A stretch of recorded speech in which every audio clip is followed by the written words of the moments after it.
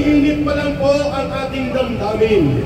Mapayapa ngunit may paninindigan ang ating pagtitipon.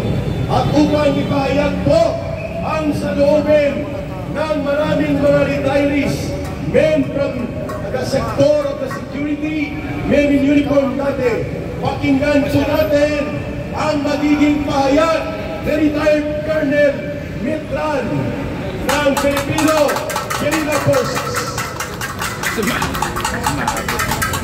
Sumapit sa puno. Oh! Mabuhay ang Pilipino!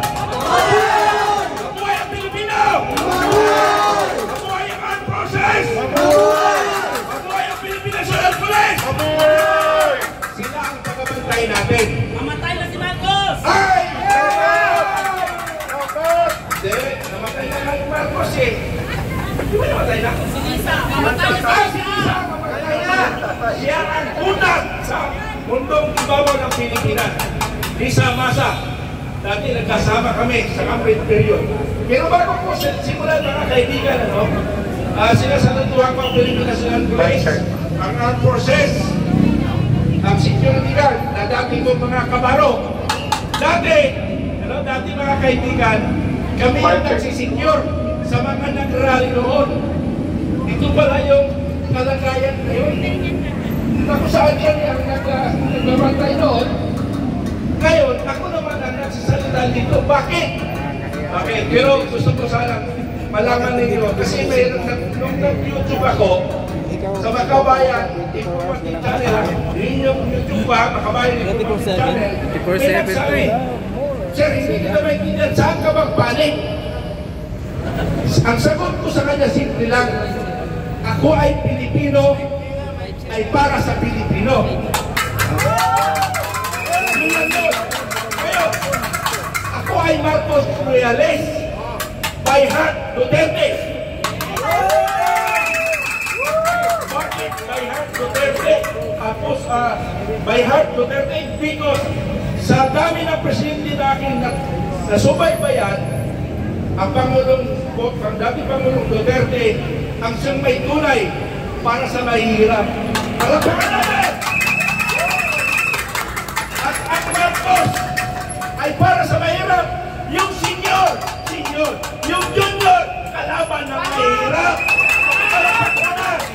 Marcos Junior ay kalaban ng mahirap.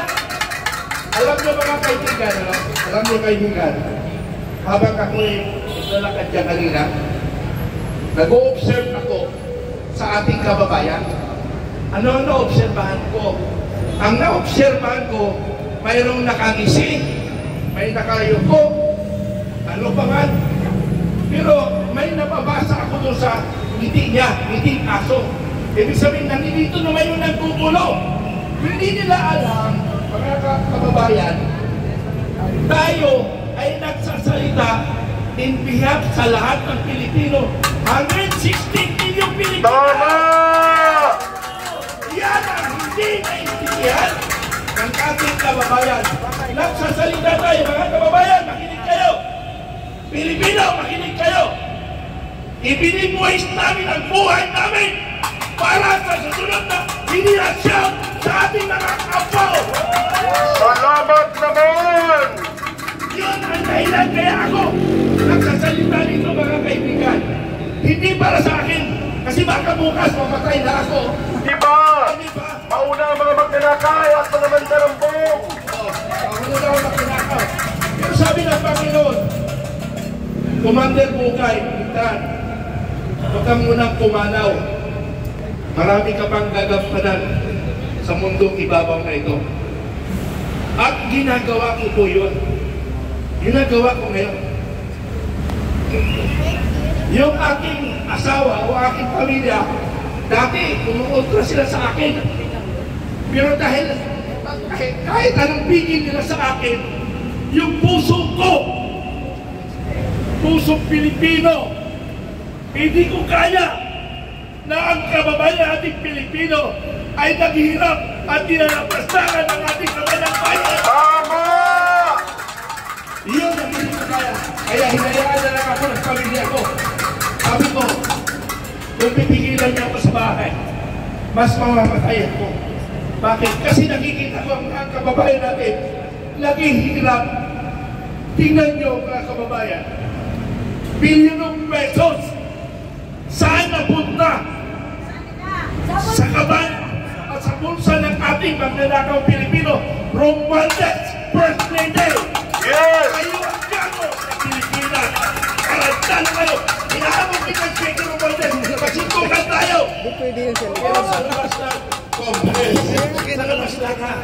Bakit? Kapag pumasok ako, nakakuntiwa ko rin. Kukulong ako. Pero libre na yan ito pagkain eh. Libre? Okay. Libre, may aircon pa. May aircon pa, oh. Okay, ipatawag niyo ako sa Congress.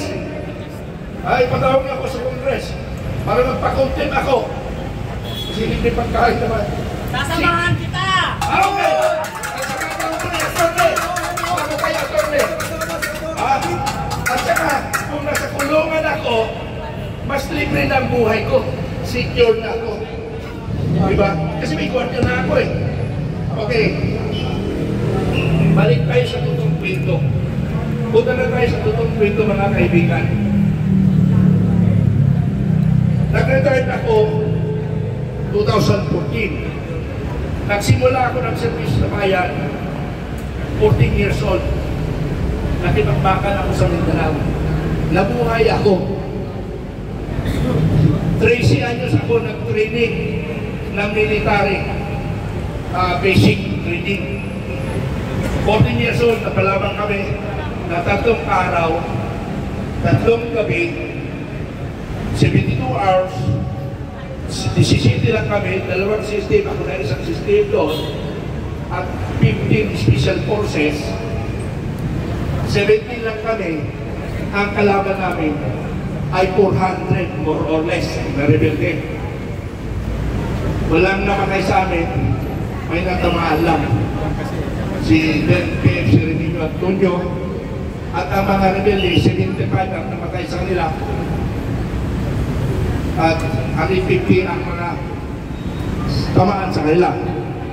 Ngayon, bakit ko pinikwento yun? Kasi nagugulat ako ngayon, sa edad ko ngayon, sa panahon ko ngayon, nagugulat ako. Bakit hanggang ngayon, nakikialam ako sa nangyayari sa bansa na dapat mag-enjoy ako sa aking retirement for 40 years na nagservisyo ako sa bayan, pero narito pa rin ako, naglilingkod sa taong bayan kasi nga hindi ko kaya na ang kababayan natin, niluloko, nilalapas-pangan. Yun ang hindi ko kaya ako nagpatuloy. So yun mga kaibigan, 2014 nag-retired ako, nagpahinga ako ng 6 months yata. After 6 months, nag-ROTC, trainers ako sa kami service, trainers. Sabi ko, sa Rizal lang naman ito, sa ibig sabihin, yung aking kaalaman, matatali lang sa Rizal. Nag-isip ako ngayon, before the election, yung kay Pangulong Marcos, 2022, nag-organize ako ng Vanguard of Democracy, na which is anti-corruption and anti-communism. Anti-corruption, anti-communism mga kaibigan. So, tinulungan ko ang pagkapanalo ni Bongbong Marcos, mga junior. More or less 6 million ang naitulong ko according to the report of my mga commanders on the ground.